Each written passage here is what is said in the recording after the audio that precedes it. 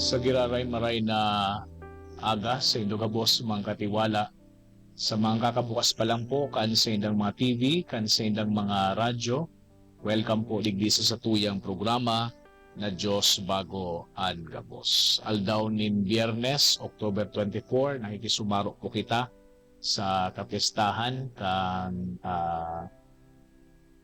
St. Raphael Parish, ano po, dyan sa Legazpi, sa Manito, dangan sa Pantaw. Sa tuyang ebanghelyo mga katiwala, pinagpunto ni Jesucristo ang pagkabuta kan mga tao.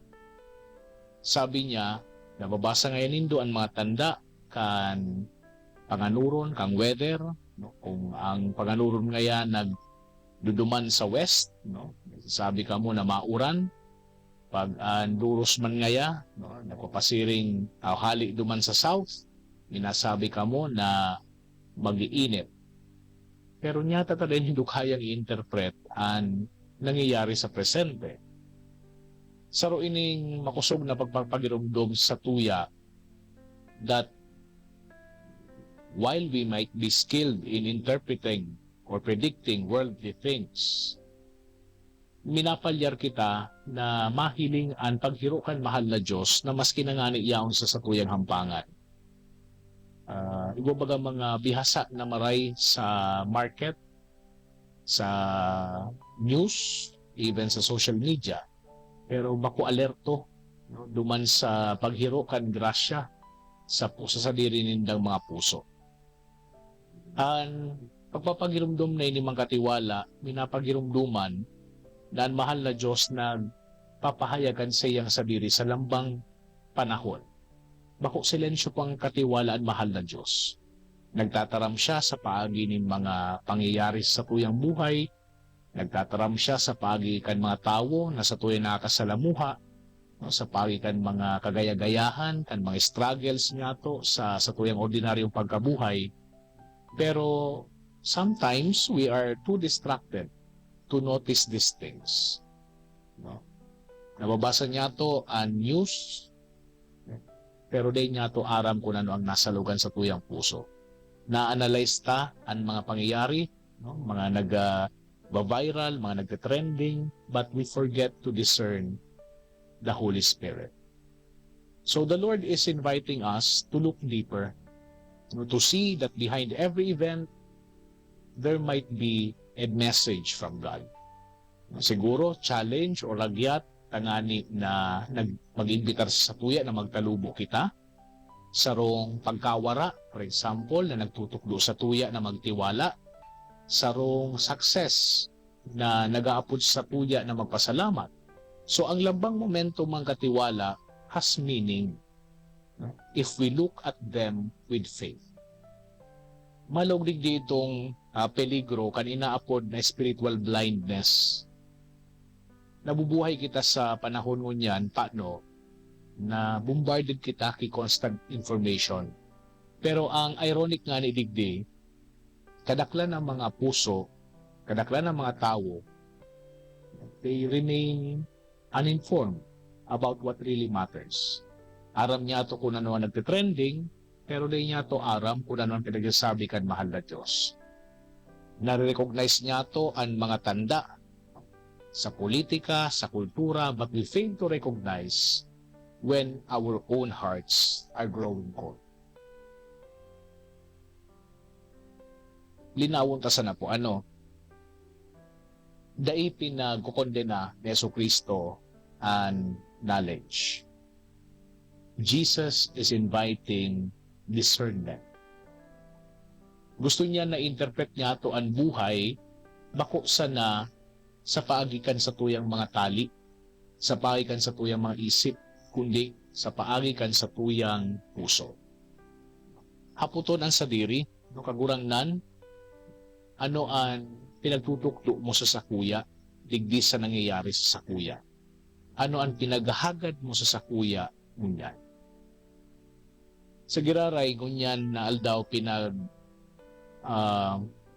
gigirumdum taman, no, si St. Anthony Mary Claret.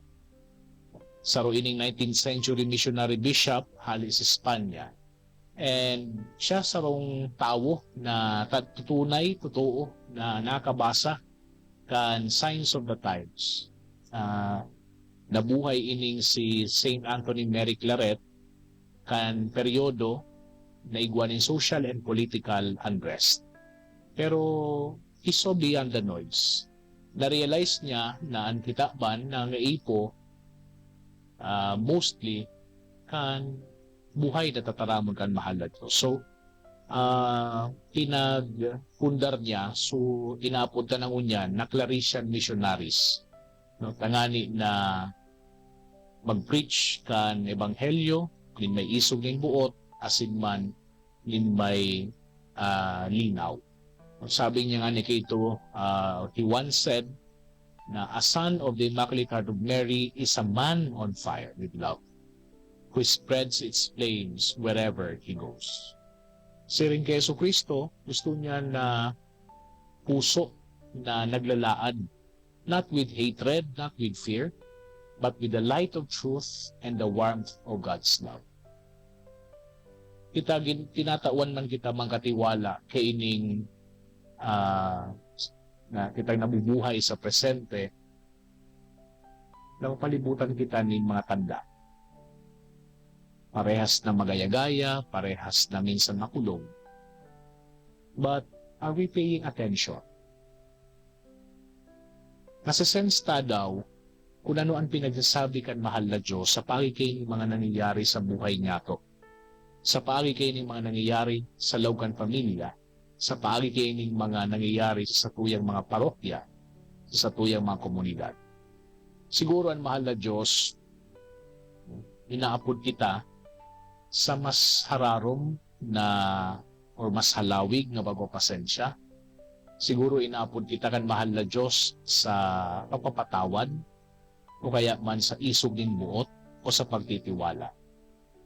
Let us not miss His message just because we are too busy reading the updates of the world.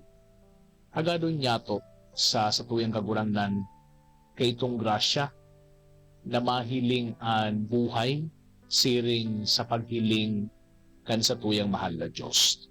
Na mabasa niya to ang tanda kan panahon, bako nin may pagkatakot, kundi nin may pagtubod. Bako na igwanin complaint, kundi nin paglaog. Because ultimately, when we recognize what God is doing now, we can join Him in His work of renewal. So agadon niya to mangkatiwala sa buong padagos kaining sa tuyang pag-urup-urup kaining sa tuyang programa na mabuksan ang sa tuyang mga mata na mahiling ang mga senyales kan presensya kan mahal na Diyos sa tuyang buhay. Lugod hagadon ta na tukduan niya kita na basahon ang lambang kaugmahan, ang lambang pagbalo, ang lambang momento bilang mensahe kan sa iyang pagkakukot. As in, sa intersesyon man ni Saint Anthony Mary Claret, lugod palaadon ang satuyang puso, no? Kan tataramon, kan katutuuhan niya. As in, lugod tabangan kita na darahon ang liwanag niya sa kinaban sa paaging nato. Amen.